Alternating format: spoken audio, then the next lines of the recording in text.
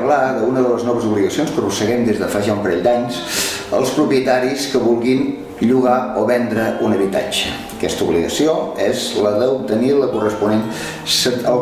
certificat d'eficiència energètica,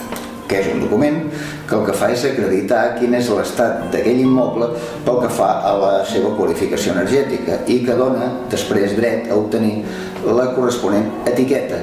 energètica, que és un distintiu que categoritza els immobles per lletres, a partir de la lletra A i depenent del seu estat d'eficiència energètica. En la nostra opinió personal, això no deixa de ser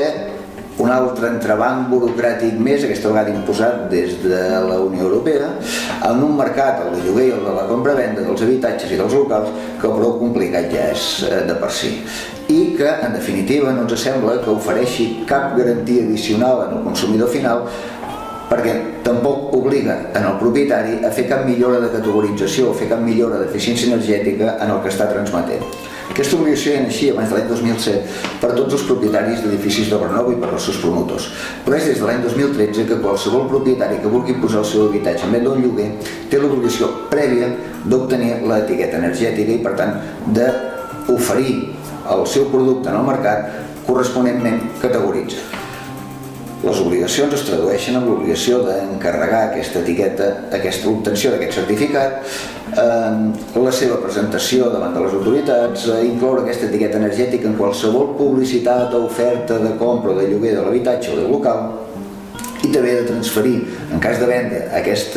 certificat en el nou adquirent o de donar-ne una còpia a l'arrendatari en cas que l'habitatge o el local estigui arrendat. I també, i no menys important, i entre d'altres, la de renovar aquest certificat d'eficiència energètica cada 10 anys. La certificació energètica proporciona informació útil a l'usuari final sobre el comportament energètic de l'edifici o de l'habitatge que vol comprar o llogar. I també serveix per al propietari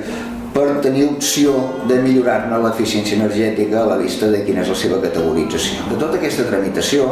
des de la sol·licitud fins a l'obtenció i fins al traspàs definitiu de la certificació, ens n'ocupem directament des del nostre despatx, sense que aquesta càrrega tan feixuga de paperassa hagi de recaure una vegada més sobre les vostres espatlles.